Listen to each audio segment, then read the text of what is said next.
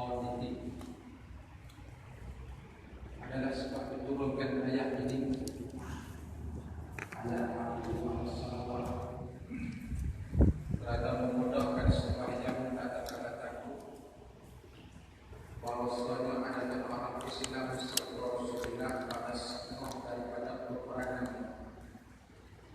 setengah berlaku peperangan Rasulullah sekaligus para sahabat.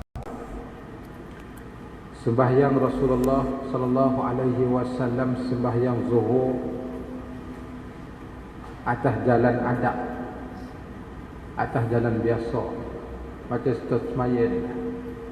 Semaya ni dia ada kedua.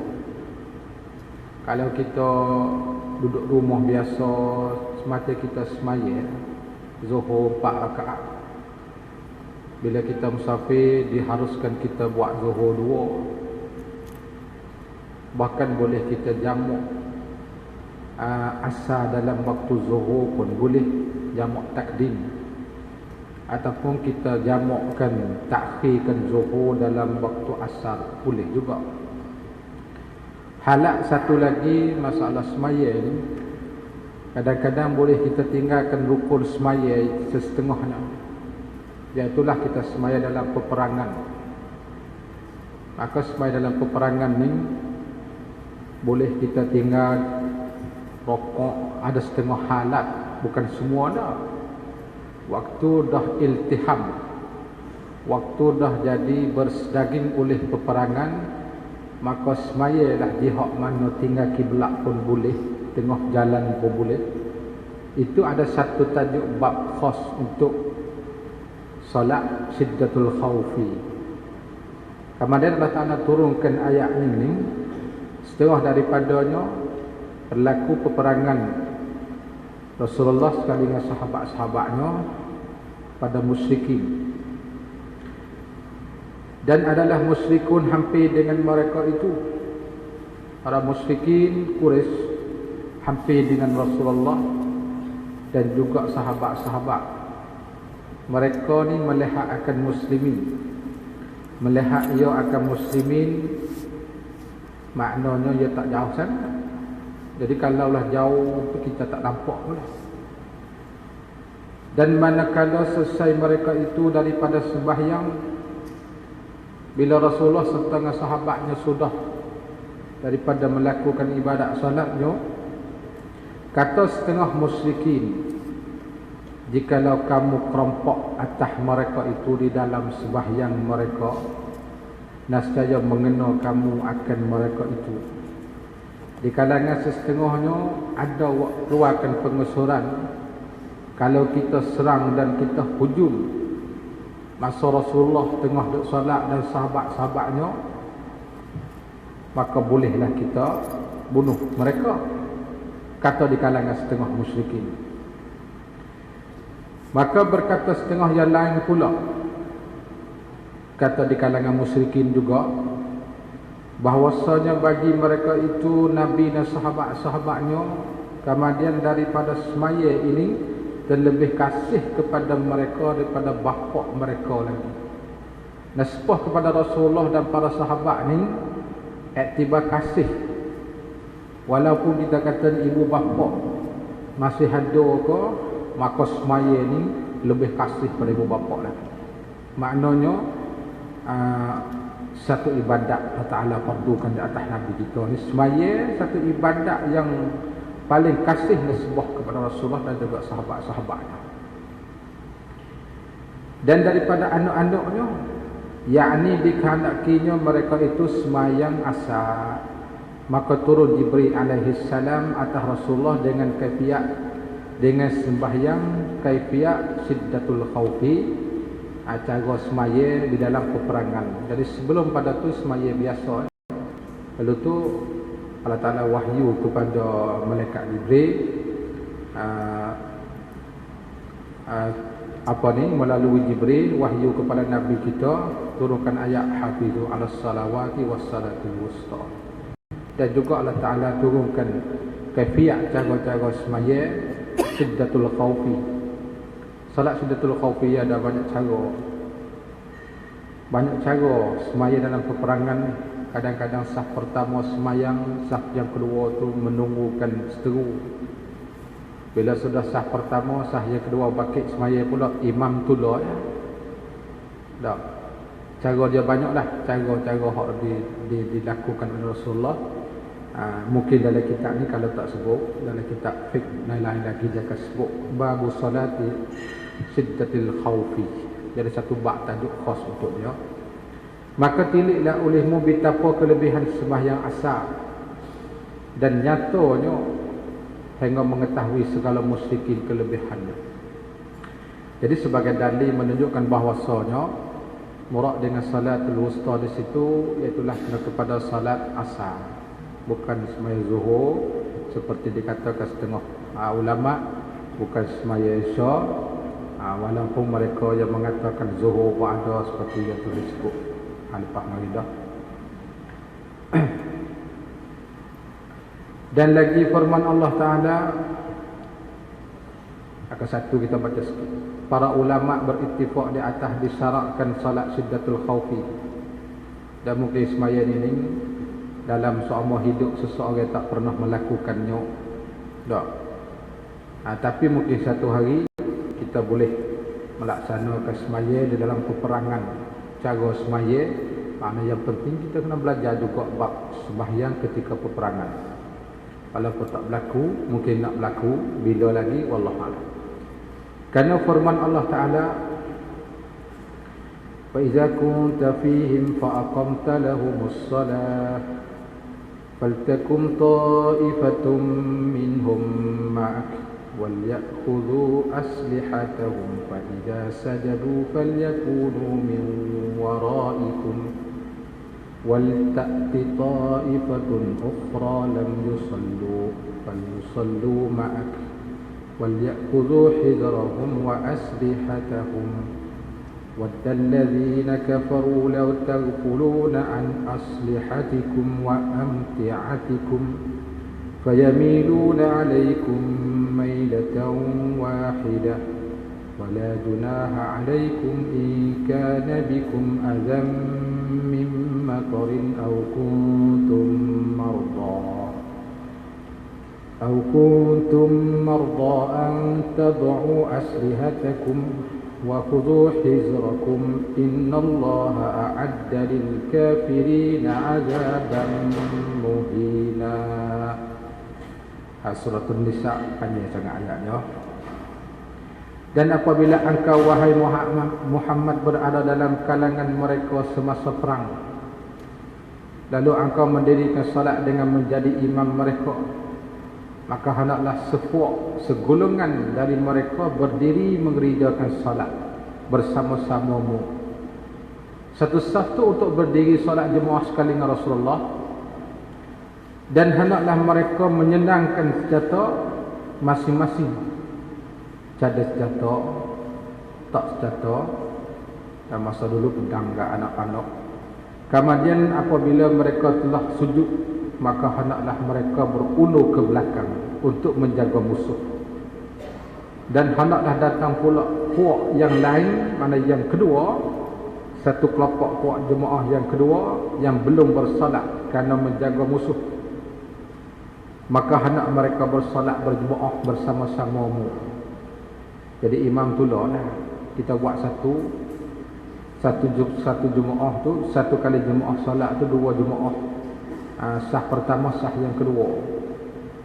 Dan hendaklah mereka mengambil langkah berjaga-jaga serta menyandangkan senjata-senjata masing-masing. Orang-orang kafir memang suka kalau kamu cuai lalai akan senjata dan harta benda kamu, supaya dengan jalan mereka dapat menyerbu kamu beramai-ramai dengan serentak. Itulah suka sangat kafir. Dan tidaklah kamu berdosa meletakkan senjata masing-masing jika kamu dihalangi sesuatu yang menyusahkan disebabkan hujan ataupun kamu sakit. Duduk sekali dengan kita tak apa. Tak, ada senjata. Dan hendaklah kamu mengambil langkah berjaga-jaga. Sesungguhnya Allah telah menyediakan bagi orang-orang kafir itu azab seksa yang amat menghinakan. Telah memilih Imam Syafi'i radhiyallahu anhu akan 4 kaifiat daripada 16 kaifiat. Maknanya cara solat Siddatul Khawfi ni dia semua ada 16 kaifiat. Maka Imam Syafi'i memilihkan daripada 16 kaifiat tu, dia ambil 4 kaifiat sahaja cara solat. Di antaranya yang disebutkan dalam ayat ini, setengahnya disebutkan dalam hadis, kaifiat cara-cara kita nak solat Siddatul Khawfi, dan setengahnya disebutkan dalam Quran. Untuk penjelasan yang lebih lanjut tentang kaifiat solat Al-Khawfi, rajuklah kitab Bughyatul Tullab bagi Syekh Daud Al-Fatani jilid pertama 221. Di situ dia ada belah cara-cara sembahyang, cuma kita tidak sebut di sini dah. Dan kitab Bughyah Syekh Daud ni salah satu mata pelajaran para pondok-pondok di Tani, yang mana kita sebut tadinya kitab Bughyatul Tullab ni diterjemahkan daripada kitab Tuhfatul Tullab dan juga Manhajul Wahhab ataupun dikenalkan Fathul Wahhab bagi Syekhul Islam Zakaria Al-Ansari, dia terjemah situ. Dan kitab ni alhamdulillah kita sudah tahqiq tubik 3 jilid dah. Berapa jilid wallahu alam. Jilid pertama kita sudah buat darah, jilid yang kedua pun sudah buat darah, jilid yang ketiga tengah-tengah duk citak. Mungkin sebelum Ramadan akan datang ni kita mengadakan darah, bukan kat sini di pondok saya lah. Sebelum Ramadan, jilid yang ketiga tengah-tengah citak, sebulan lagi siap jilid yang ketiga, dan jilid yang keempat insya-Allah tak tulis lagi.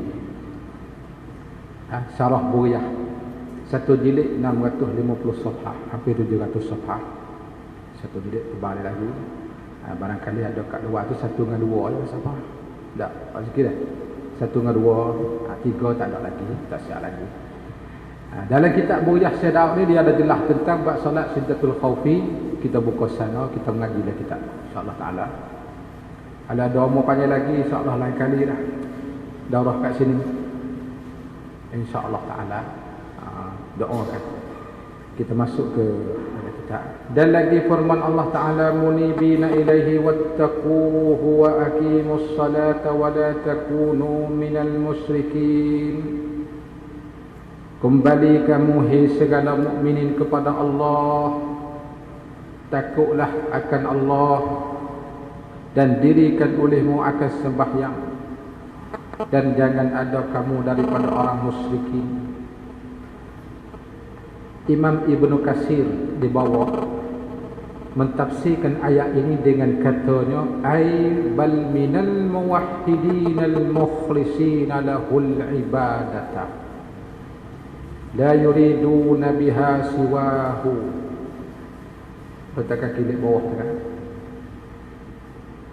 Bahkan hanya adalah kamu dari golongan orang-orang yang mentauhidkan Allah, yang mengesahkan Allah, yang ikhlaskan ibadat untuk Allah Ta'ala.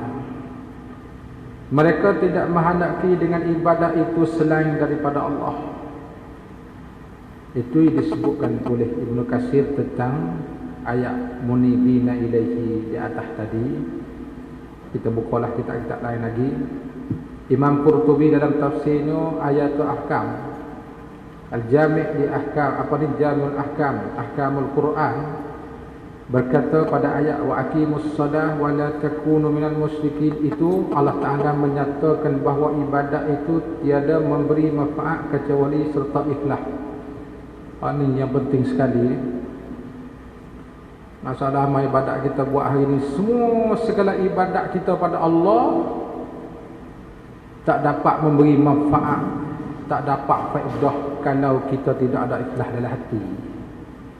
Segala ibadat, baik kita mengaji, ni kita duk mengaji majlis ilmu kita, kalau kita tidak ada ikhlas kerana Allah, tak ada manfaat, tak ada pahala, tak ada ganjaran di sisi Allah kira esok. Niat betul-betul lillahi ta'ala. Kita yang juga baca sendiri pun lillah, insya-Allah taala Tuhan akan bagi niat ikhlas kerana Allah untuk sebarkan ilmu sikit sebanyak. untuk manfaat kepada orang awam lagi, betul hati dengan Allah Ta'ala. Jadi kalau tak ada ikhlas, tak ada manfaat. Sebab tu Imam Qurtubi mentafsirkan ayat ni, tiada memberikan manfaat kecuali serta ikhlas kerana Allah.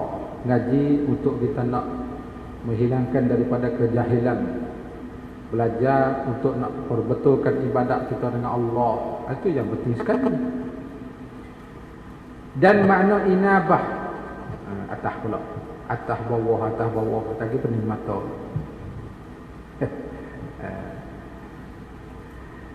Makna inabah dalam bahasa Arab, kembali kamu kepada Allah, tu munibina.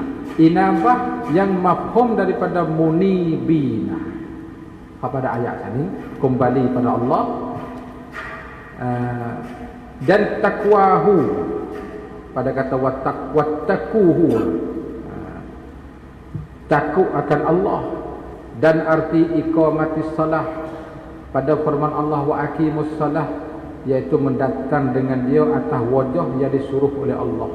Maknanya kita melakukan ibadat solat dengan cara yang disuruh oleh Allah dan dalam hadis Rasulullah.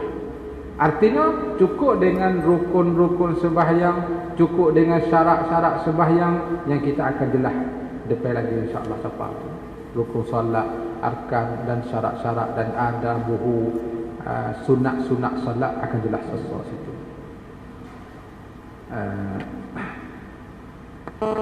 Kita tunggu di bawah sikit.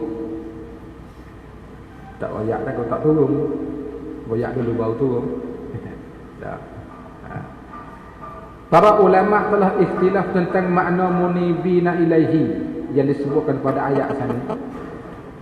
Kata Ibnu Zaid dan Ibnu Jurayj, rajiina ilaihi bitaubati wal ikhlas. Makna bagi munibin dengan makna rajiina ilaihi ilallah bitaubati wal ikhlas. Kembali mereka itu kepada Allah dengan bertaubat serta ikhlas. Kita kembali pada Allah dengan kita taubat pada Allah dan ikhlas hati kerana Allah. Kata Yahya bin Salam dan Al-Farra, muqbilina ilaihi, artinya makna bagi munibina tu muqbilina ilaihi. Ini ulama tafsir belakang, berhadap mereka kepadanya, pada Allah. Abdul Rahman bin Zaid berkata muti'ina lahu. Jadi kalau kita tengok raji'ina, muqbilina, muti'ina tu lebih kurang ya maknanya. Makna tu lebih kurang. Makna muti'ina, taat mereka itu kepada Allah. Tu muti'ina ilaihi. Sebahagian ulama berkata ta'ibina ilaihi minaz zunubi. Artinya bertobat mereka itu kepada Allah dari segala dosa-dosa. Jadi ginilah kita buka kitab tafsir Arab lah bagi mereka yang ada kitab dalam Al-Mardi itu. Bukalah kitab tafsir Ibnu Katsir dan tafsir Qurtubi dan kutubut tafsir, banyak lagi kitab-kitab tafsir dan tentang bab. Cuma kita sebut sikit kat sini. Kemudian kita tengok ta'rif taubat pula. Munasabahnya kata inabah, makna ta'ibina ilallah minaz zunub. Apa arti bagi taubat? Taubat dalam bahasa Arab memberi arti mutlaqur ruju', yang artinya semata-mata kembali. Jadi kita di hari ini kita cakap taubat, kita kecil Arab, kita tak erti Arab. Taubat dengan Allah tak? Taubat tu bahasa Arab. Dan taubat pada istilah tu barang yang berhimpun padanya tiga perkara. Satu, berhenti dari maksiat yang dilakukan. Apa sahaja segala maksiat yang kita lakukan itu mesti beradu, berhenti. Satu. Bila kita beradu, kita buat pula. Adakah batal taubat yang pertama tadi? Soalnya kita sudah bertaubat kepada Allah, kemudian kita buat pula maksiat yang kita buat dulu. Misalnya kalau seorang sudah berjudi, taubat dengan Allah, besok hari berjudi pula. Adakah taubat yang telah lepas tu membatalkan? Jawabnya tidak. Sebagian ulama mengatakan dibaharukan taubat semula. Itu taubat pula. Taubat pula. Taubat Rasulullah, dia taubat Rasulullah ni kepada Allah Ta'ala tak kurang daripada 70 kali sehari. Padahal maksum pun tak, Rasulullah maksum, ada sebut bagi pada hadis. Yang kedua, menyesal atas melakukannya maksiat kerana Allah. Yang paling sukar dan payah sekali rukun taubat ni, menyesalnya payah sekali. Nak mari perasaan dalam hati seorang menyesal atas maksiat yang kita kerja ni, itu susah sangat. Kalau sekadar kata kita berhenti maksiat tu rasa tak payah sangat. Orang minum arak dia beradu minum. Orang berjudi dia beradu berjudi. Orang bercuri dia berhenti bercuri. Tapi hak menyesal ni payah. Perasaan menyesal ni setara mana diiktibarkan oleh syarak. Maka mengikut setengah ulama, menyesal ni dalam bab taubah ni, mereka taswir masalahnya sekira kalau kita pukul anak kita padahal mati anak kita, menyesal tak? Setara tu. Kita pukul anak untuk nak ajar. Tiba-tiba dengan sebab kita pukul membawa kepada mati anak kita, maka menyesal bab taubat ni lebih daripada tu lagi. Itu pas payah sikit. Sebab tu ulama bilang rukun taubat yang paling besar sekali menyesal. Itu yang besar sekali. Yang ketiga, azam tidak akan kembali lagi kepada maksiat yang dilakukan. Hati kita tanam baik-baik, kita pocok baik-baik, kita tak akan kembali ulang lagi maksiat yang kita sudah kerjakan masa yang lalu. Azam hati. Maka syarat-syarat yang tersebut itu, jika maksiat yang dilakukan itu tidak bergantung dengan sesama manusia, itu bergantung dengan Allah. Akan tetapi jika bergantung dengan manusia, ditambah satu syarat lagi, syarat keempat, iaitu diberi balikkan hukuk segala hak kepada ampunnya.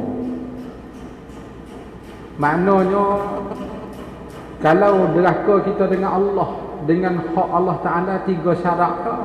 Tapi kalau kita ni, kita buat apa dia ni, zalim terhadap manusia, kita pernah curi bagi orang ni, kita pernah rapah benda tu benda ni, bila kita nak kembali taubat kepada Allah, syarat satu lagi, kita kena hantar balik barang. Kalau ada, hantar barang tolak. Kalau tak ada, gantikan yang lain. Kalau yang lain tak ada, bayarkan dengan duit. Kalau tak ada duit, diminta maaf, dia tuai ampun, halalkan saya. Lepas seria tak apa halal boleh. Kita curi duit dalam poket seria tak apa lagi, diminta halal, diminta maaf. Tapi halal saya lah duit 10,000. Allah, siapa nak halal? 100 orang tak ada seorang.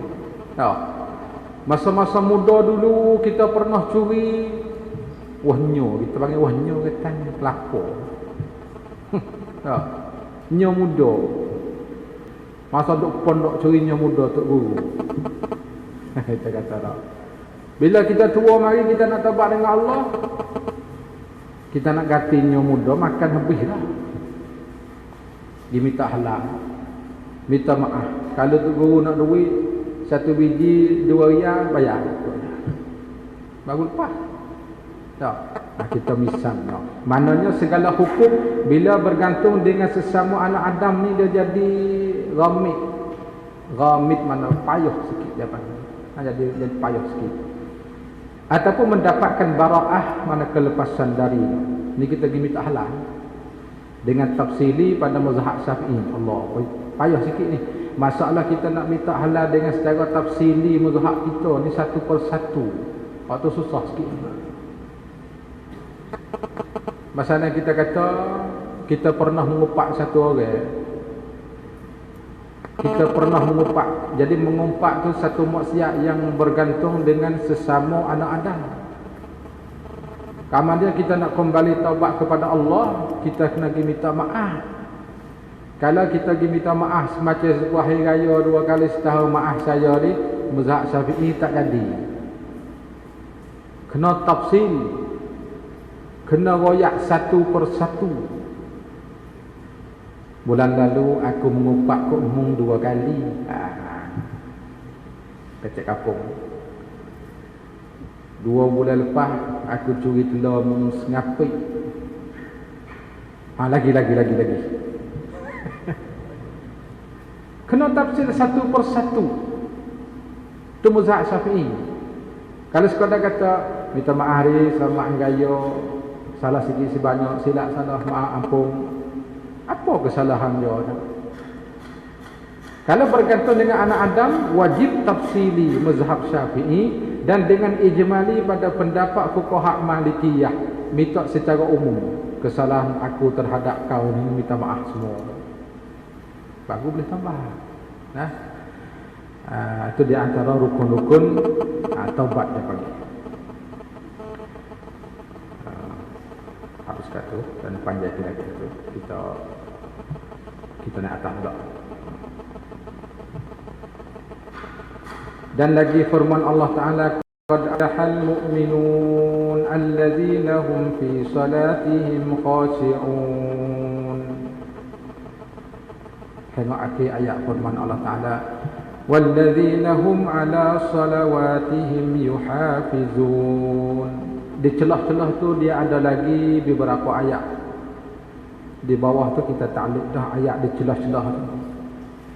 Di celah-celah tu, walladzina hum 'anil lagwi mu'ridun walladzina hum lizzakati fa'ilun walladzina hum li furujihim hafizun illa 'ala azwajihim aw ma malakat aymanuhum fa innahum ghairu malumin faman ibtagha wara'a dzalika fa ulaika humul 'adun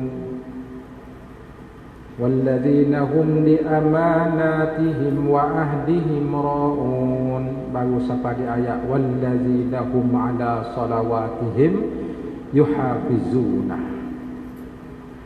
Ini di antara apa dia dah kelebihan semaya dan juga mereka yang didirikan semaya.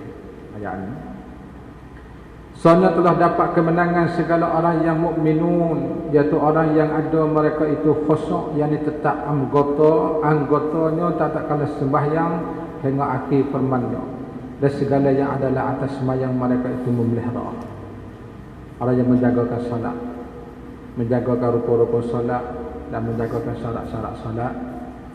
Dan lagi firman Allah Ta'ala, illal musallin alladzina hum ala salatihim daimun.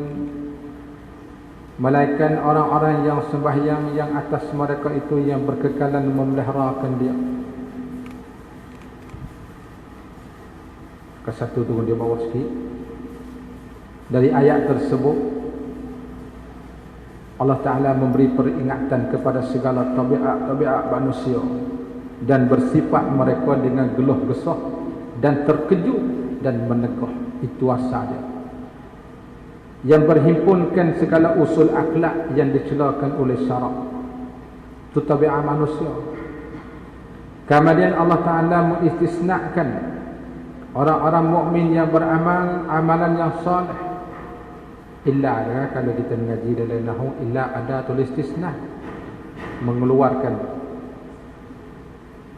supaya jadilah mereka sebagai tauladan dan contoh untuk manusia seluruh. Firman Allah Ta'ala, innal insana khuliqa halu'a idza massahu syarru jazua wa idza massahu alkhairu manu'a. Sesungguhnya manusia itu dijadikan bertabiat resah gelisah, lagi bakhil kedekut. Itu tabiat manusia. Hak asal gitulah tabiat asal. Apabila ia ditimpa kesusahan, ia sangat resah gelisah. Dan apabila ia beroleh kesenangan, ia sangat bakhil kedekut. Fatullah yang bakhil kedekut. Maksud dari ayat tersebut bahawa dijadikan manusia itu resah gelisah, sedikit bersabar. Bila tipu bala tidak sabar, tidak bersabar atas bala yang Allah Ta'ala bagi, tidak syukur atas nikmat yang diberinya. Yakni manusia itu apabila ditimpa kepapaan dan kesakitan dan sebagainya, maka ianya banyak resah gelisah, terkejut dan mengadu hal. Betul, bila sakit sikit mengadu hal sama-sama sahabat, mengayuh.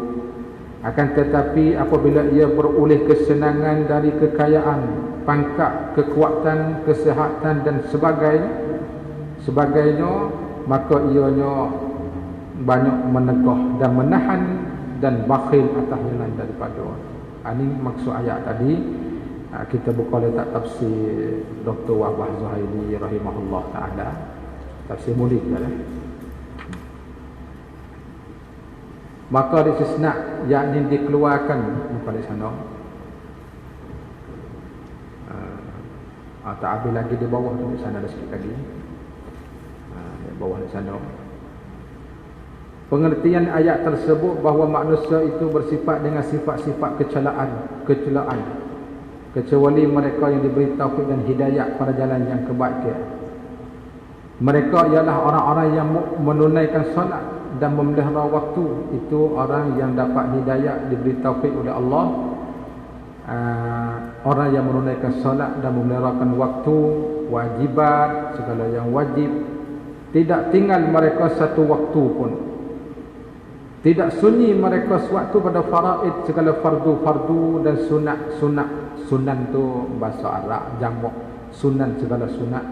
Mereka tidak bersifat resah gelisah, terkejut, menegah. Semuanya itu dari keimanan mereka dan agama yang ada pada diri mereka atas sifat yang dipuji. Kita naik ke atas. Maka diistisna, yakni dikeluarkan mereka itu daripada bagai manusia yang dijadikan perangai mereka itu terkejut dan geluh kesah, mengenakan mereka itu kejahatan. Dan apabila mengenal mereka itu kebajikan, ditegahkan kebajikannya pada mengerjakan kebaikan. Itu mafhum daripada ayat yang disebutkan atas tadi. Sama dengan di bawah.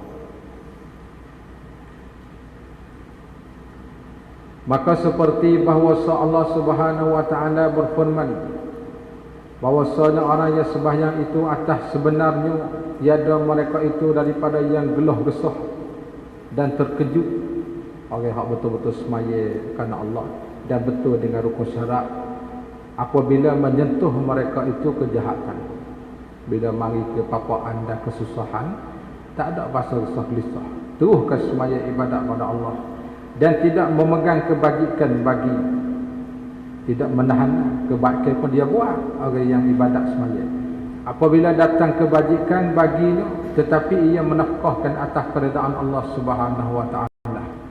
Rezeki yang Allah Taala bagi, kita infak fi sabilillah, kita bantukan orang-orang fuqara, kita bantukan anak-anak yatim dan sebagainya. Kita buat apa saja pun jalan kebaikan, tak payah kita sebutlah tu, buat apa sajalah masa kita ada. Sebab bab ni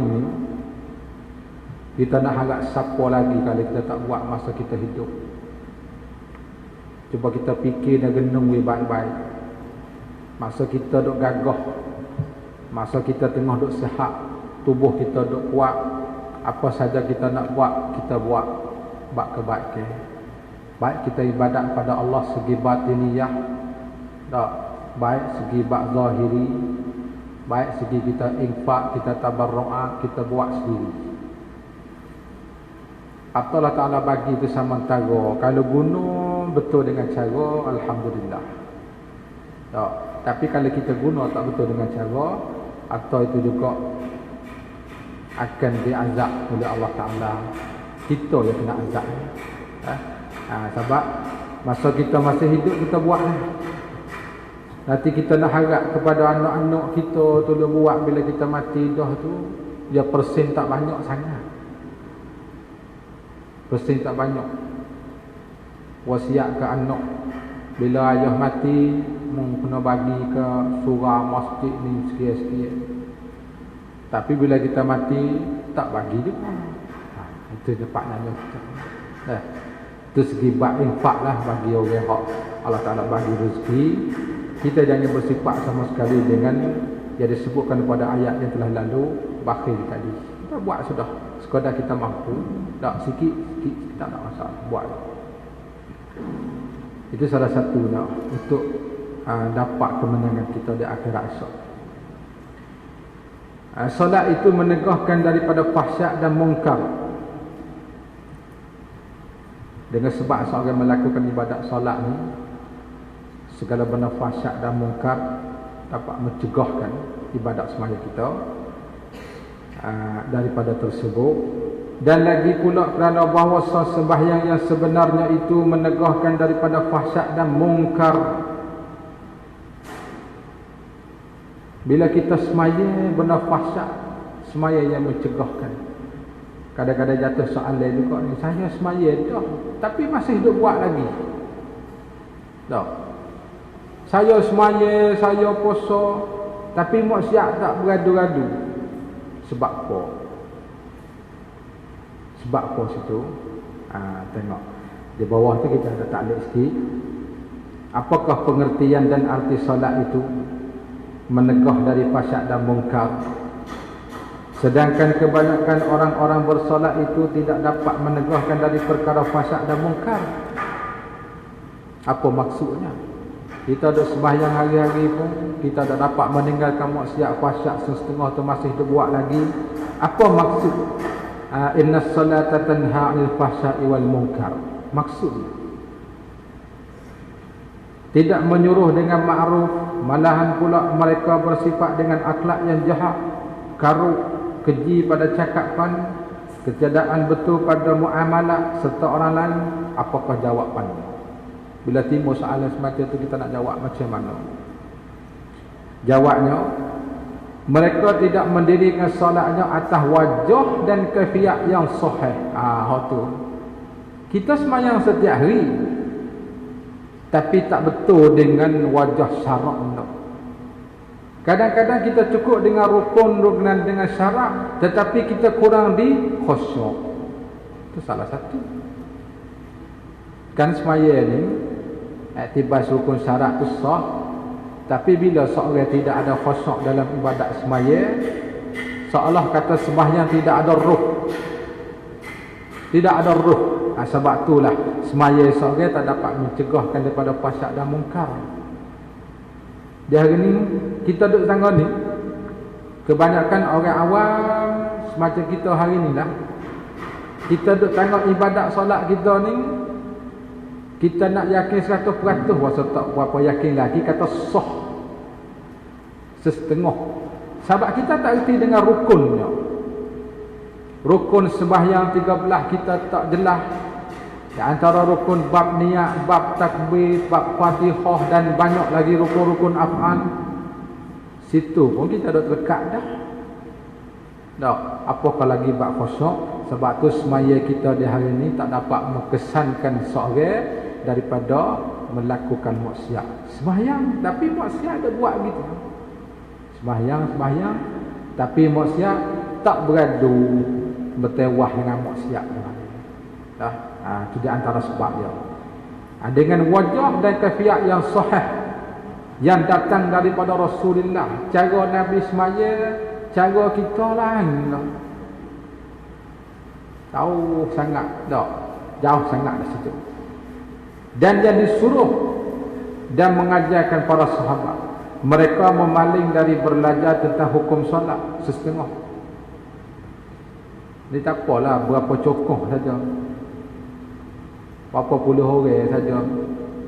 Ramai lagi yang tak erti bab hukum semayang, tak erti cara rukun. Ramai lagi.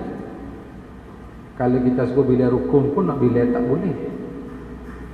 Bila secara tafsir cuba huraikan rukun, cara-cara takbir, berapa syarat, tak erti pula.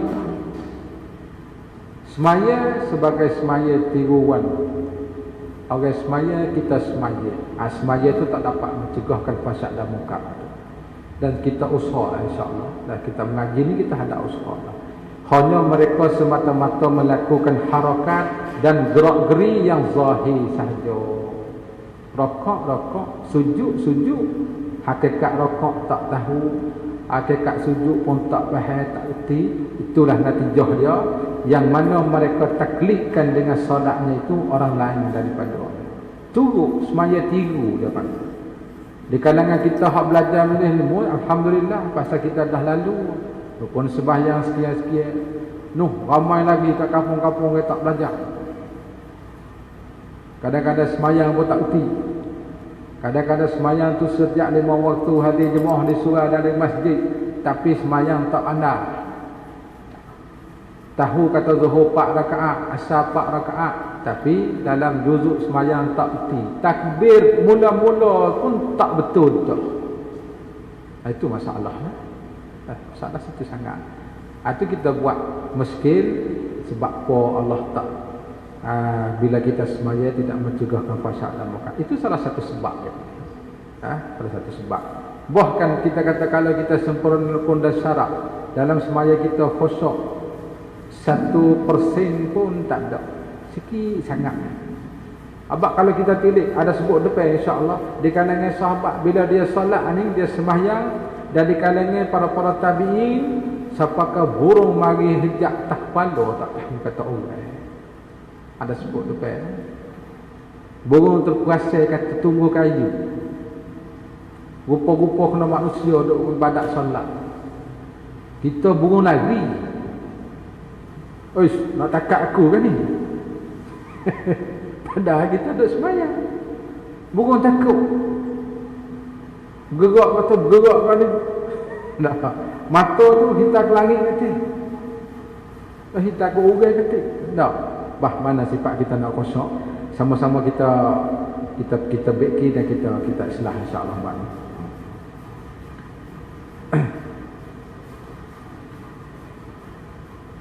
Seperti firman Allah Ta'ala, wa aqimis salata innas salata tanha 'anil fahsya'i wal munkar wa la dzikrullahi akbar wallahu ya'lamu ma tasna'un.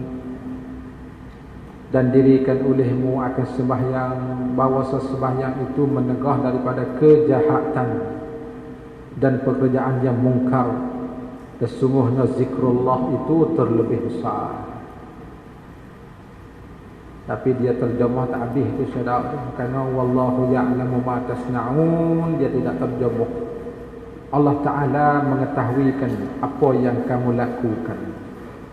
Kita buat apa saja Allah Ta'ala mengetahui, Allah Ta'ala tahu, tak boleh kita sembunyikan.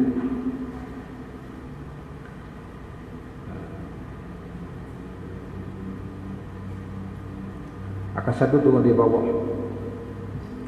Khitab pada ayat itu aqimis salah. Aqimis salah wa aqimis salah.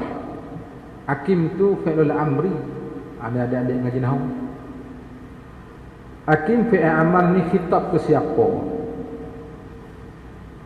Katanya bagi Rasulullah pada asalnya, juga kepada umatnya, termasuk kita semua.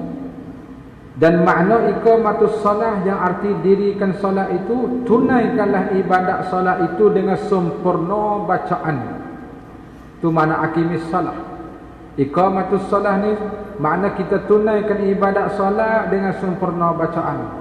Bacaan yang rukun, Fatihah, takbir, takbiratul ihram. Takbir ni macam-macam juga takbir. Akan siapa rukun semaya insya-Allah. Nanti hurai semula. Allah. Kadang-kadang dia panggil takbir. Nak masuk tu. Qasak ta'aruf ta'jing dak. Aku semaya, aku sahaja, aku sembahyang fardu zuhur 4 rakaat makmum tunai kerana Allah Ta'ala. Semenit. Pas kita takbir tu. Allah Akbar. Sekali. Atau kebanyakan insya-Allah nanti kita hurai bab takbir dan ada bab rukun semaya dan bacaan Fatihah tu. Bab semaya takbir ni sebenarnya bukan nak duduk panjang sangat. Kalau dah kata kita niat mari dan kita berdiri itu kita nak buat apa? Kita nak semaya asar. Allahu Akbar. Dia mari dah. Kita angkat tangan berdiri nak buat apa? nak sembahyang sah. Satu niat. Sebab kadang-kadang membawa jadi was-was ada juga kadang-kadang. Rokoknya dan sujudnya, tasyahudnya, rokok pun sempurna. Rukun-rukun solatlah, sujud, tasyahud dan syarat solat. Ini akan bahas sesuatu ni satu persatu kita akan hurai. Sebab kitab Muniyatul Musalli ni kita bercara, kita bincang bab solat. Tak ada bab lain. Bab puasa tak ada. Bab zakat tak ada. Bab untuk ibadat solat sekarang. Syarat, rukun, sunnah, makruh, tidak. Cara bab tu. Dan syarat-syaratnya dan adabnya, kerana solat itu ialah tiang agama seperti yang telah disebut dalam hadis as-salatu imaduddin.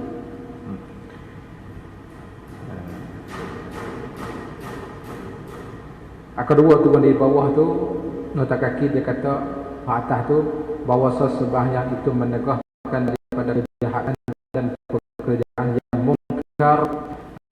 Di bawah tu dipakai daripada ayat yang tersebut bahawa solat di bawah waktu itu membersihkan dan menyucikan dari dosa-dosa yang telah dilakukan. Mafhum pada ayat di atas sana itu, di antara satu sebab nak membersihkan segala kekotoran dosa seseorang ni, iaitulah kita melaksanakan dan kita melakukan solat 5 waktu. Di antara dalilnya daripada hadis Abi Hurairah radhiyallahu anhu berkata, saya pernah mendengar Rasulullah sallallahu alaihi wasallam bersabda, "Ara'aitum law anna nahran bi babi ahadikum yaghtasilu minhu kulla yawmin 5 marrat, hal yabqa min daranihi shay'un?" Qalu la yabqa min daranihi shay'. Qala fadzalika masalus salawatil khamsi yamhullahu bihinnal khataya. Tidakkah kamu melihat sekiranya satu sungai yang berada di pintu rumah seorang kamu, bandingan semayang 5 waktu ni, bandingan supaya kita buat dan membina ke satu rumah di tepi sungai. Buka pintu rumah tu, nampak carak sungai lalu dah. Dan kita mandi 5 kali sehari, cuci dah tubuh kita bersih. Atau bandingannya, tiap-tiap hari ia memandi dari sungai itu 5 kali. Adakah tinggal lagi daripada kekotoran dakinya sewaktu? Jawabnya tak ada lah. Lalu berkata para sahabat, tidak baki dari kekotoran dakinya sesuatu. Daki ni dekat tubuh kita. Bila kita mandi 5 kali sehari, dia tak akan lekat daki. Begitu juga bila kita menunaikan sembahyang 5 waktu, kesalahan akan gugur. Tetapi selain daripada kesalahan dosa-dosa besar, dosa besar ni berhajat dan perlu kepada taubat satu ya. Maka sebenarnya Nabi, maka demikian adalah umpama solat 5 waktu yang didirikan. Allah Ta'ala menghapuskan dengannya dari kesalahan-kesalahan. Ada itu sahih riwayat Imam Bukhari. Satu hadis depan itu yang sama juga ya. Maksud sama ya, cuma lafaz tu ada berlain riwayat Jabir. Kita naik ke atas. Maka orang yang mendirikan bagi sembahyang seperti yang disuruh Allah Ta'ala dan Rasulnya, menegahkan dia sembahyang daripada mengerjakan demikian itu, benar fahsyat dan mungkar, daripada segala perjalanan yang jahat. Sebab tu semaya kita ni tidak betul lagi lah dengan sembahyang yang dikehendaki oleh Allah dan juga oleh Rasulullah sallallahu alaihi wasallam. Sifatul salatin Nabi ni kita turut tak betul lagi kita buat. Dan insya-Allah sah belaka sembahyang. Tapi banyak lagi lah yang kekurangan dalam ibadat solat kita tu banyak lagi.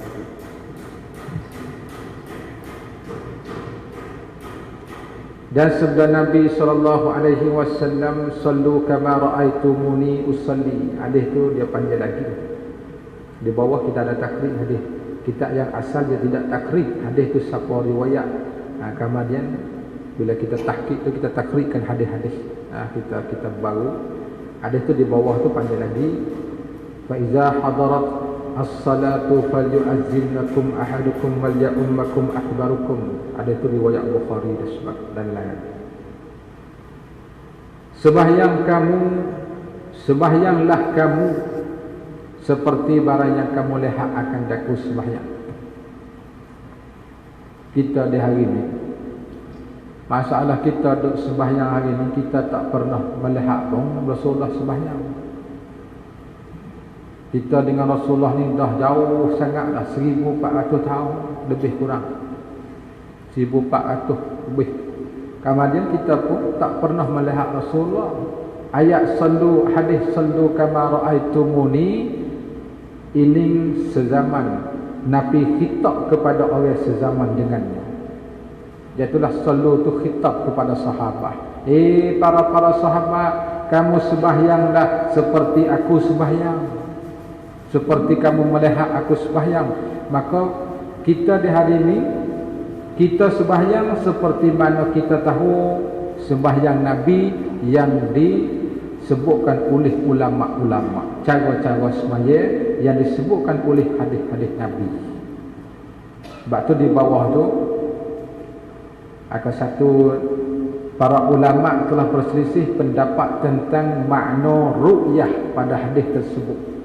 Ru'yah ni kita maksud pada ra'aitumuni, sallu kama ra'aitumuni. Jadi ru'yah kat situ tu dua pendapat bagi ulama. Pendapat pertama, ru'yah dengan makna melihat seorang akan Rasulullah, iaitulah orang sezaman Rasulullah, sahabat-sahabat dia. Dan tiap-tiap seorang dan tiap-tiap sesuatu yang dilakukan oleh baginda Rasulullah, baik perbuatannya, perkataannya, maka wajib diturutkan dan diikutkan. Itu orang yang sezaman dengan Rasulullah. Dan kita hari ini, walau kita tidak sezaman Rasulullah, bila kita tahu apa yang dikatakan oleh para ulama, tabi'in, turun mari tabi'in, maka wajib kena ikutkan cara semaya Nabi. Ikut cara semaya Nabi, cuma ada tempat ikhtilaf sedikit sebanyak itu. Kalau mazhab begini, mazhab begini.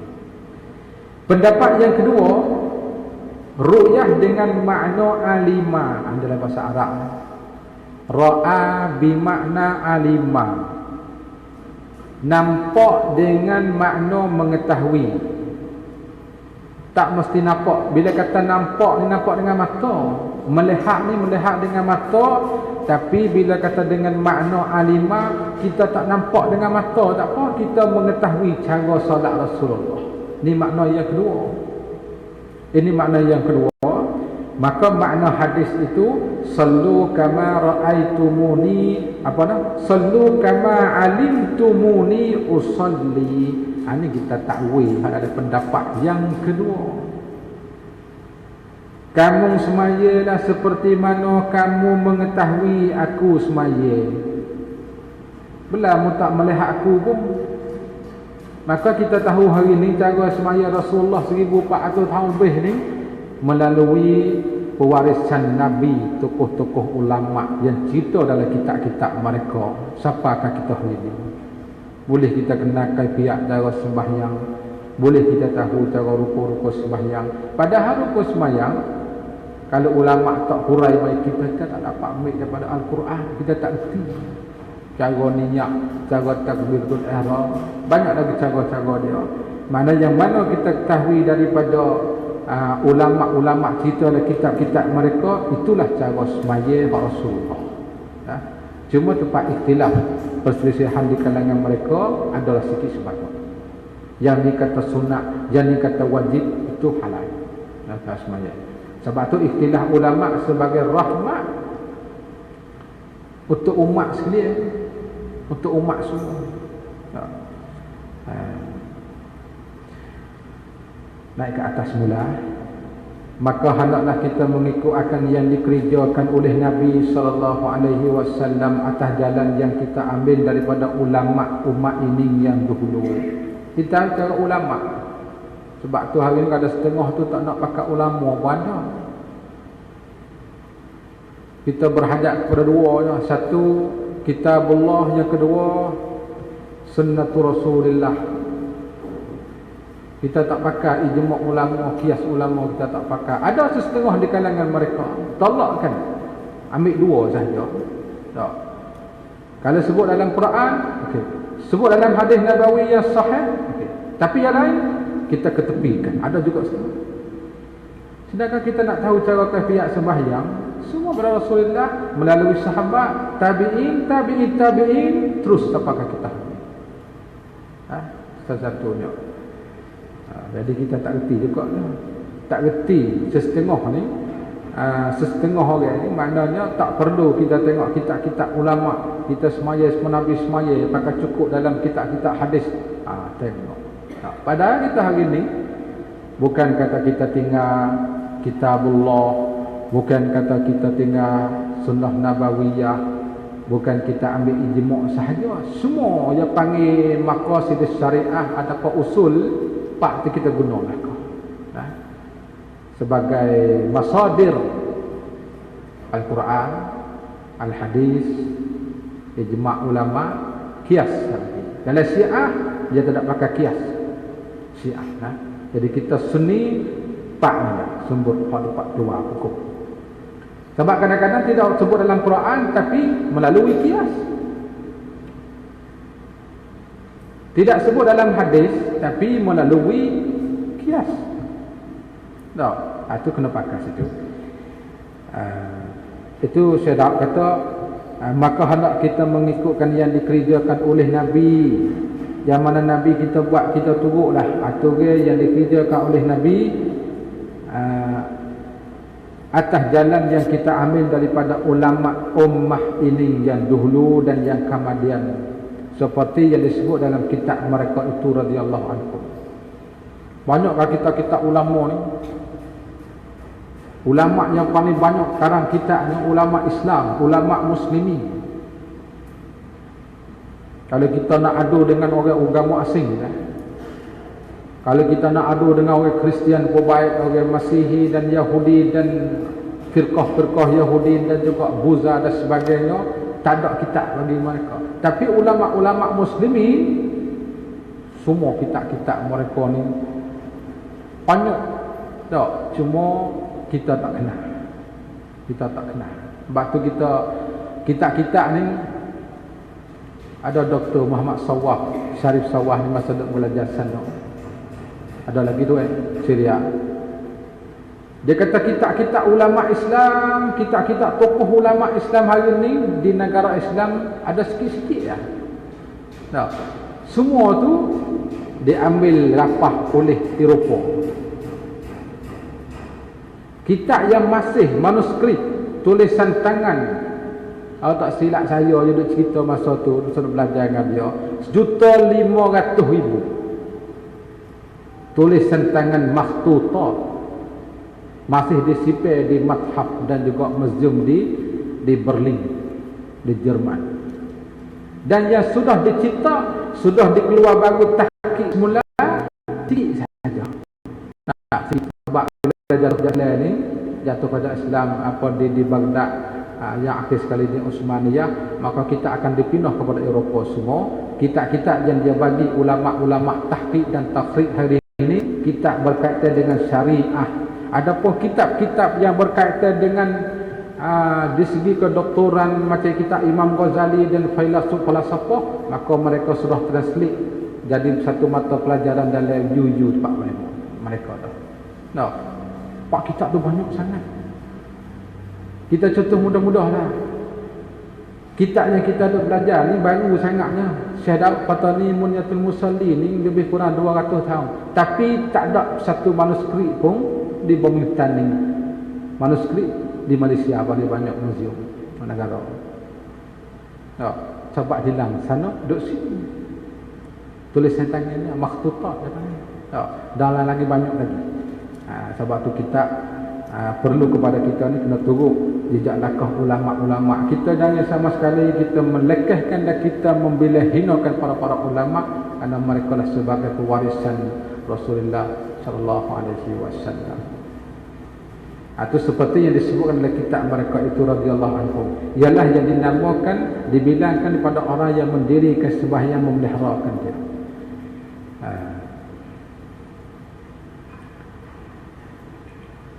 Kemudian adalah bagi sembahyang itu adalah baginya rupa yang zahir sempurna. Sebab sembahyang kita dia pecah kepada dua. Satu rupa yang zahir maka iaitu syarat seperti ruh. Syarat sembahyang ni masuk waktu, mengambil wudul, bertaharah, itu ia panggil sebagai syarat dan seperti ruh nasbah kepada tubuh. Maka rukunnya seperti kepala, rukun solat, mulai daripada kita takbir, niat dan badan. Dan sunat ab'ad itu seperti anggota, dan sunat hai'ah itu seperti segala bulu perhiasan tubuh satu orang. Tubuh kita satu orang ni, kalau kita nak buat bandingan dengan ibadat solat, dia cukup lah. Tubuh bila cukup dengan tangan, bila cukup dengan syarat seperuh. Bila kita ada roh, dia hidup. Rukun tu menepati seperti kepala. Bila kita tak ada kepala, dia mati. Sunat ab'ad ni macam tangan kaki, dia tak mati. Kadang-kadang orang ni potong kaki, kadang-kadang orang ni potong tangan, dia tak mati. Kadang-kadang tak ada belakang, dua kaki, dua tangan, tapi hidup. Sempurna tak? Tak sempurna. Sembahyang pun demikian juga. Maknanya kalau kita sembahyang, kita tak nak baca kunut, tak ada masalah. Sah solat, sah. Sempurna tak? Tak. Sebab mazhab kita kunut, dia antaranya sunat ab'ad. Mana kita nak kelahi dan kita nak berbalah bak kunut, tak sah. Nak baca-baca, tak si baca, jangan lari orang. Itu tak? Kita mazhab Syafi'i, pendapat muktamad dalam mazhab Syafi'i mengatakan al-qunut sunat ab'ad, kita baca. Dan mau tak nak baca, tak sah baca. Sunat ab'ad tak sempurna sembahyang. Itu ya. Tak sempurna. Jadi benda lagu tumor tu kita duk buat kelahi, buat balah. Yang pentingnya kita tarik-tarik. Yang belum solat, kita widya semaya, pakat-pakat tu. Dan sunat hai'ah itu seperti segala bulu perhiasan.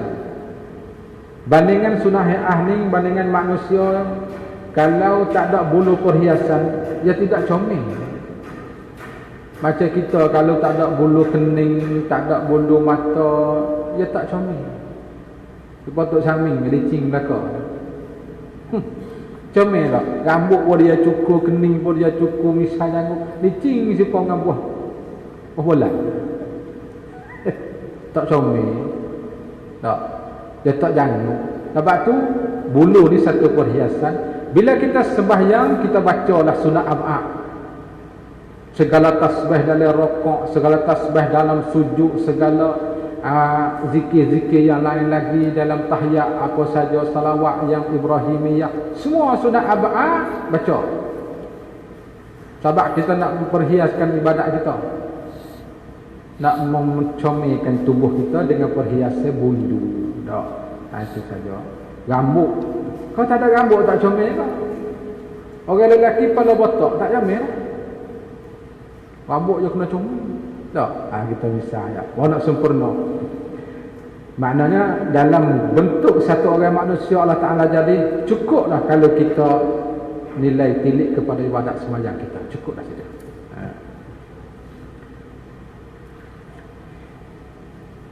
Itu rupa yang zahirah. Rupa yang zahirah.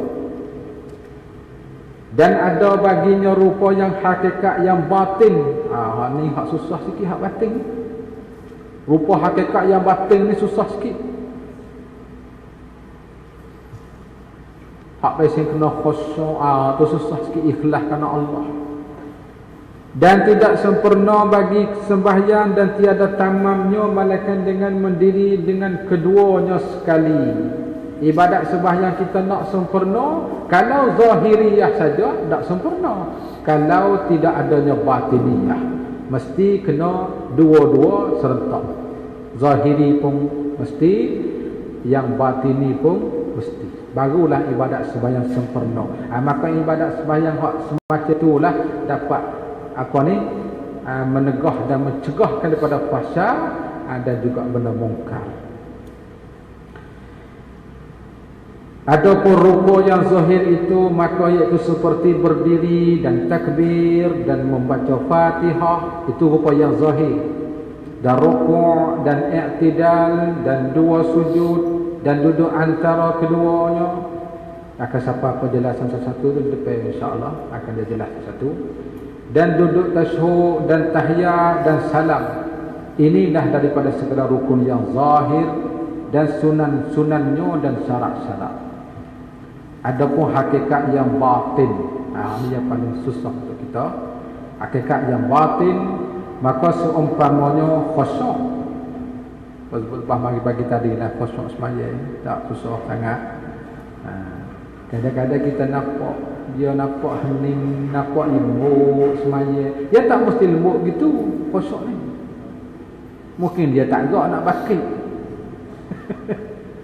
Kita nampak dia ni sendu bakit rokok, sendu turun rokok, sendu sujud, sendu. Ai khusyuk semati semaya. Apa dia sakit sendi. Abang khusyuk dalil, malah hati. Khusyuk dalil. Tapi kalau kita semaya semacam sebuah ayam patuk padi pun tak boleh ke, tak sah. Ada tambahan ni. Itu khusyuk tu dia susah sikit. Sama-sama kita usahalah insya-Allah tu. Itu rupa yang batin. Dan hadir hati dan sempurna ikhlas dan tazallul. Tazallul ni makna dalam ibadat semaya kita ni kita merendahkan diri kepada Allah Taala. Tazallul ni panggil. Kita merendah diri kepada Allah, kita menghinakan diri kita ni untuk beribadat pada Allah. Takkan kita nak tunjuk kita ni megah. Orang ibadat kepada Allah Taala ni anggota semelia-melia anggota di tubuh jasad seorang, kepala, dahi. Tapi bila kita sembahyang, kita kena letak kat bawah sekali waktu kita sujud. Itu kita hina. Tak. Anggota semelia sekali, kepala, dahi kita di atas. Tapi bila kita rukuk sujud, mesti kena sujud. Kalau kita tak sujud, tak sah ibadat sembahyang. Tazallul. Dan tafahum bagi ma'ani Quran. Kita kena reti apa bacaan yang kita baca di dalam ibadat solat kita. Tapi ni bukan syarat, nak hakikat yang batin. Maka hening ni nasbah kepada orang awam, dia tak reti lah, kerana kita ni kita baca Fatihah sampai ke akhir tu pun kita tak reti makna lah. Apa yang kita baca tu, apa arti dia, kita tak tahu makna dia. Tahiyat yang kita baca tu, apa maksud dia. Nak mengerti dia kena belajar kena pakai masa, belajar nahum lagi. Tak. Ataupun kita tengok makna-makna dia mengerti, tak apa dah, mana jawi. Itu mudah sikit. Tak. Dia panggil tafahum bagi ma'ani. Dan tasbih dan lainnya daripada segala wazifah sembahyang yang batinah. Maka zahir sembahyang bahagian badan dan batin sembahyang bahagian hati dan sir. Dan demikian batin ni tempat tilik hak Allah daripada hamba, iaitulah hati dan sir. Allah Ta'ala dia tilik di hati, dia tak tilik di rupa parah. Rupa parah kita masing-masing Allah tidak tilik. Tuhan tilik di hati seseorang. Rupa pakaian kita tak tilik, dia tilik dalam sebuah hati kita, hati bagus, hati baik, hati molek. Alhamdulillah, situ tempat tilik Allah Ta'ala. Kata Imam Ghazali rahimahullah ta'ala. Imam Ghazali ni kat bawah tu kita tulis latar belakang dia ya. Nah, sejarah hidup dia. Tak payah kita baca lah. Bawah tu dia ni orang Iran. Imam Ghazali bukan orang Arab, orang Parsi, orang yang bermazhab Syafi'i. Karangan yang paling banyak sekali Imam Ghazali masih kita guna sampai ke hari ini. Dan kitab-kitab Imam Ghazali yang paling banyak ditranslatekan kepada bahasa Inggeris, bahasa Latini. Lebih lagi segi kitab berkaitan dengan cara bab kedoktoran, cara habbo, cara habat tibbi an-nabawi. Yang paling banyak sekali kitab falsafah, filosofi. Kata Imam Ghazali rahimahullah ta'ala, umpama orang yang mendirikan rupa sembahyang yang zahirnya jua dan lalainya daripada hakikat batin, bandingan orang yang sembahyang zahir tu comel tapi batin tidak ada. Bandingan seperti apa? Seperti umpama seorang mahadiah bagi raja yang amat besar darjatnya akan dandayang yang mati. Dandayang ni kita taklid bawah hamba perempuan ataupun khadam perempuan. Bahasa yang digunakan oleh Syekh Daud. Dah kitab-kitab Jawi ni, kalau kita tak mengaji ni, gapo maksud dandayang? Hamba, sahaya abdi, gundik. Itu gundik. Itu dandayang. Seumpama orang yang menghadiahkan seorang gundik kepada raja dan pemimpin dan pemerintah yang besar yang tidak ada roh baginya, apa balasan dia? Marah di raja. Kita nak pergi berjumpa dengan raja dan kita bawa satu apa, kali kita mudah-mudah misalnya kita bawa satu burung. Burung tu burung comel lah dengan warna kalda dia apa. Tapi mampu burung. Apa jadi balasan terhadap kita? Jawabnya kena marah. Demikian juga kita ibadat kepada Allah, rupa zahir telah cukup lekat belakang dah, segi rukun, segi syarat, segi adab, tapi batin tak ada. Nampak kita duduk sini dah. Maksudnya ibadat kita di hari ini, duduk tangga ni, kita hadiahkan satu benda kepada pemimpin dan raja dengan binatang yang tidak bernyawa. Itu di situ dah. Maknanya segi zahir ada, tetapi segi batin tak ada. Doa insya-Allah, Allahumma ja'alna minal khashi'in fi salatina. Kamu jadikanlah kami semua ni orang yang khusyuk dalam sembahyang ya Allah. Kita doa insya-Allah. Mudah-mudahan masuk situ. Dan seumpama orang yang mentaksir pada mendirikan zahir sembahyang, ini dia contoh dan bandingan. Orang yang mentaksir mendirikan zahir sembahyang, seumpama menghadiahkan kepada raja seorang dandayang terpotong anggota. Hak ni nasbah zahir pun tak sah dah sembahyang. Semaya pada zahir pun tak cukup dengan syarat. Bandingan seperti membawakan satu satu gundik yang tangan pun tak ada, kaki pun tak ada, membawa hadiah kepada raja. Itu bandingannya. Mata pun dah tak ada. Jadi seolah katanya sebagai kita panggil menganyi. Bawa menganyi dia panggil. Senda-senda dengan raja panggil. Dia tak boleh nak senda-senda. Maka adalah ia orang menghadiahkan ini dan yang dulunya melintangkan keduanya itu akan diri kedua bagi raja itu seksa dan merkanya, ini merka raja dan marahnya. Maknanya dengan sebab dia hadiahkan yang tersebut tadi membawa kepada raja ni marah kepadanya dan merka kepadanya dan akan diseksa oleh raja. Kerana keduanya itu menghinakan bagi hormat kerajaan. Sebab kita hina dia. Itu bandingan yang disebutkan oleh Imam Ghazali rahimahullah ta'ala adalah kitabnya. Bawah tu ada tu nakal Imam Ghazali itu kitab Ihya Ulumuddin lah. Bawah tersebut. Dan meringan oleh kedua dengan hak kerajaan. Kemudian katanya lagi Imam Ghazali, maka tilik olehmu akan diri kamu yang kamu hadiahkan sembahyang kamu kepada Tuhan kamu. Jangan seperti itu. Kamu memikir baik-baik, fikir dan renung baik-baik sembahyang yang kamu ibadat, serah kepada Allah Ta'ala semacam kamu serahkan binatang gundik yang terpotong tadi. Dah, itu bandingan dah. Beringat baik-baik. Takut olehmu, kemudian maka takut bahawa engkau menghadiahkan dengan sifat ini, sifat dan dayang yang terpotong tadi, maka mewajibkan kamu seksa. Maka hendaklah engkau ketahui akan qadar sebesar-besar nikmat Allah Ta'ala menghadiahkan dan menganugerahkan, memberikan Tuhanmu akan segala hambanya sembahyang 5 waktu ini, seperti barang yang disebutkan dalam hadis Rasulullah sallallahu alaihi wasallam bahawa sebenarnya ia ma utiya 'abdun fi hadhihi dunya khairan lahu min an yu'zana lahu fi rak'atain yusalli hima. Tidak diberikan seorang hamba di dalam dunia yang terlebih kebajikan daripada diizin baginya pada mengerjakan 2 rakaat sembahyang yang disembahyangkan keduanya.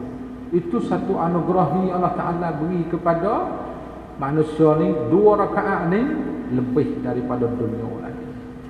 Ada sebut satu riwayat, rakaatani khairun minad dunya wa ma fiha.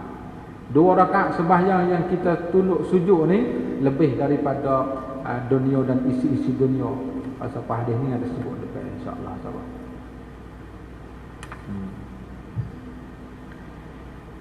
Di bawah tu ada ta'liq kedua. Hadis ini diriwayatkan dari Abi Umamah Al-Bahili berkata, Rasulullah sallallahu alaihi wasallam bersabda, "Ma utiya 'abdun fi hadhihi dunya khairan lahu min an yu'zana lahu fi rak'atain yusalliha." Itu hadis tu ada takrib. Cuma hadis dhaif lah. Di bawah tu kita ada sebut akhir sekali tu Imam As-Suyuti dalam kitab Al-Jami'us Shaghir berkata hadis ini adalah dhaif. Dhaif pun kita bukan nak sebanyak buat dalil dah. Abang hadis dhaif ni ada tempat yang boleh kita buat beramal dengan bab fadail dan bab fadilat. Akan sebut depan ada bab sapuh muka dengan alasan yang disebut oleh Imam Suyuti. Kita akan sebut depan lagi.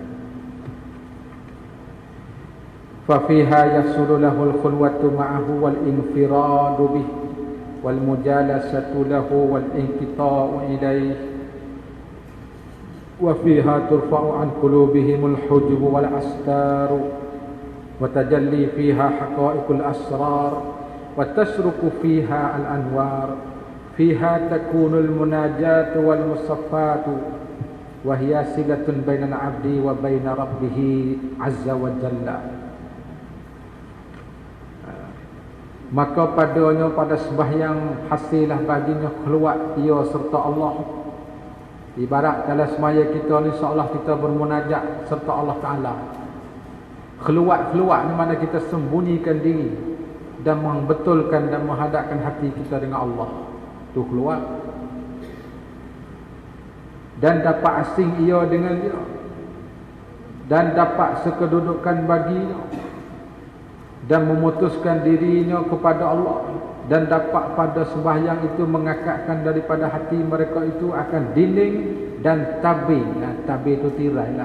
Jida, dinding, tabir, tirai yang antaranya dan antara Tuhan. Ini tinggi sangat kan? Ini tinggi sangat. Ibadat semaya dapat membukakan hijab di antara kita dengan Allah. Ini paling tinggi sangat. Nyatalah padanya segala haqa'iq dan asrar. Rusia-rusia dan hakikat-hakikat. Teranglah padanya cemerlang segala cahaya. Dan adalah padanya munajat hamba dengan Tuhannya. Dalam semaya itu seolah kita bermunajat kita dengan Allah Ta'ala. Dan jernih hati dan sirnya manusia. Dan ialah perhubungan. Sembahyang juga ada satu perhubungan antara hamba dan Tuhan.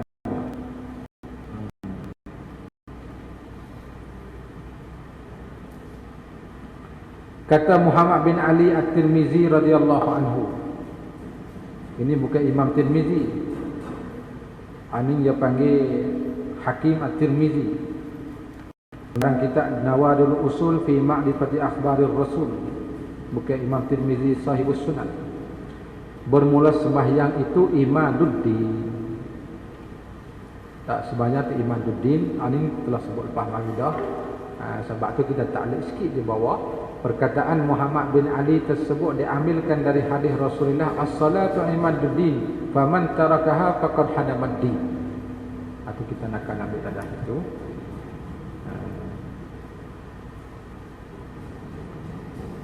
Difardukan salat. Jadi salat ini difardu. Tarikh Tarikh dia kita sebut di bawah. Dan ialah yang pertama yang difardukan dia oleh Allah Ta'ala atas segala muslimin itu sembahyang. Mula-mula sebelum daripada puasa, sebelum pada zakat. Maknanya ibadat yang mula-mula pertama kali difardukan oleh Allah kepada Nabi kita dan umatnya ialah ibadat sembahyang yang difardukan pada malam Isra' dan Mi'raj. Ya, itu mula-mula pertama kali. Kemudian tarikh dia tu bila kau difardukan ibadat solat ni, di bawah tu ada sebut, yakni solat itu Allah Ta'ala memfardukan ke atas hamba-Nya yang muslimin pada pertama kali. Adapun puasa, zakat difardukannya kemudian daripada sudah difardukan solat. Mula-mula sekali ibadat solat Allah Ta'ala fardukan. Tarikh difardukan solat, dia panggil tarikh masyru'iyatus salah. Tarikh difardukan sembahyang ni ada khilaf di kalangan ulama. Dan difardukan salat itu pada malam Isra' sebelum hijrah Rasulullah 5 tahun atas perkataan yang masyhur di antara ahli sirah. Dia ada khilaf di antara ahli-ahli yang mengkajikan sejarah ni. Kata setengahnya sebelum Nabi kita hijrah kepada Madinah 5 tahun, maka berlakunya peristiwa Isra' dan Mi'raj. Malam itu juga difardukan ke atas Nabi dan umatnya fardu 5 waktu sembahyang. Dalilnya hadis faradallahu ala ummati lailatul Isra'i 50 salatan falam azal uraji'uhu wa as'aluhu at-takhfif hatta ja'alaha 5 fi yawmin wa lailatin. Allah Ta'ala memfardukan pada malam Isra' 50 salat atas umatku, maka sentiasa aku murajaahkannya akan Allah dan aku memohonkan keringanan daripada Allah sehingga dijadikan 5 waktu sehari semalam. Turun mari sampai ke langit yang Nabi Musa duduk, mungkin naik semula. Aku sudah uji umatku dulu, mereka tak kuasa nak buat. Naik mohon pada Allah Ta'ala dikurangkan 5 waktu. Turun mari pula, naik pula. Akhir sekalinya turun sekat 5. Daripada 50 turun sekat 5, tetapi pahala sama dengan 50 ibadat semuanya. Itu di antara kelebihan Allah Ta'ala bagi ke Nabi kita dan umat. Sebahagian dari ulama Hanafi, bawah, sebahagian pada ulama Hanafi mereka berkata difardukannya pada malam Isra' 17 Ramadan. Jadi lain sikit ni. Maknanya Isra' ni berlakunya bulan Ramadan di pendapat ulama Hanafi lah. Yang masyhur atas tadi lah. Yang masyhur yang atas tadi. Sebelum hijrah Rasulullah 1,5 tahun. Maknanya 18 bulan sebelum Nabi kita hijrah berlakunya Isra', tetapi berlaku di bulan Ramadan. Satu pendapat bagi fuqaha'ul Hanafiyah. Al-Hafiz Ibn Hajar Asqalani, pengarang kitab Fathul Bari, beliau menjazamkan bahawa difardukannya pada malam 27 hari bulan Rajab. Itu dia isi pendapat Ibn Hajar. Lepas tu tengoklah penjelasan lebih lagi dia kitab lain. Pendapat yang paling rajih, yang paling kuat, bahawa tidak difardukan atas Nabi SAW salat sebelum daripada hijrah. Sebahagian ulama, maknanya sebelum pada hijrah ni belum difardukan salat lagi. Ini pendapat yang rajih. Sebahagian ulama berkata diwajibkan 2 rakaat petang dan 2 rakaat waktu malam ke atas Nabi sebelum daripada hijrah. Jadi sebelum tu sudah difardukan 2 rakaat petang dan 2 rakaat pagi. Jadi kesimpulannya ada perikhtilafan dan perselisihan di antara ulama-ulama tentang solat yang difardukan bila dia tarikh. Setelah difardukan solat, difardukan puasa Ramadan pada bulan Sya'ban tahun yang kedua hijrah, dan zakat itu difardukan tahun yang kedua hijrah juga. Kemudian difardukan zakat fitrah.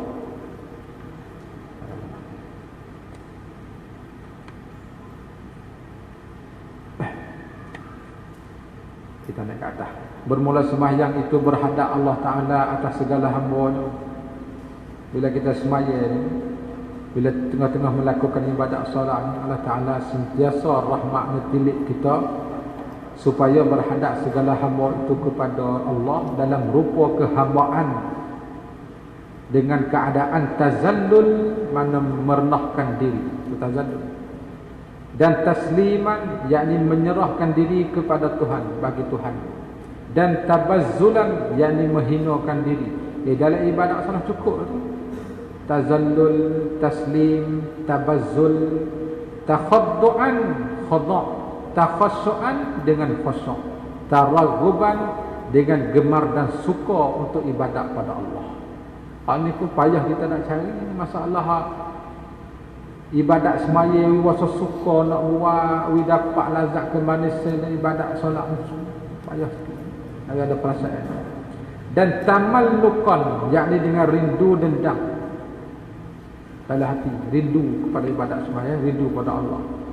Maka wukuf itu, yakni berdiri itu rupa tazallul, dan takbir itu rupa taslim, Allahu Akbar.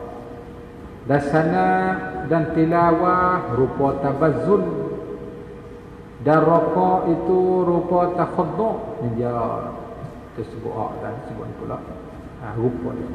Dan sujud itu rupa takhassu', dan julus itu rupa taraghub, dan tasuk itu rupa tamalluk. Cukup tadi.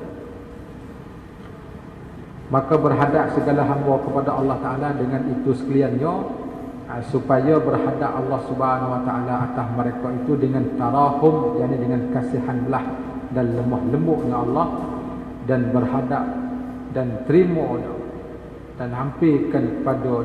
Maka tidak suatu pada pekerjaan agama yang terlebih besar daripada ini ibadat sembahyang. Yang paling besar sekalinya ibadat sembahyang.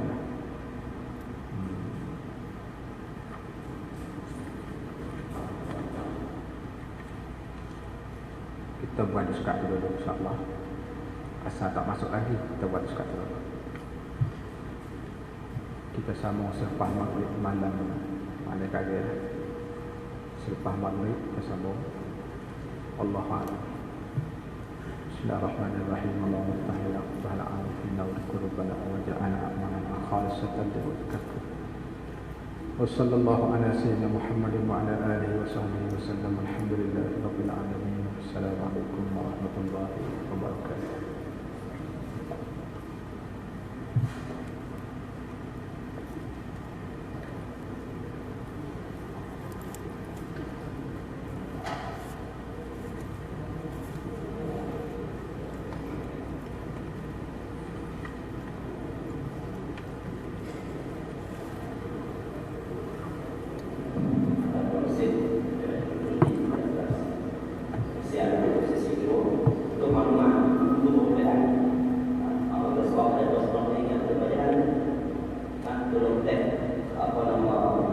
Ruangan yang bagi sesi yang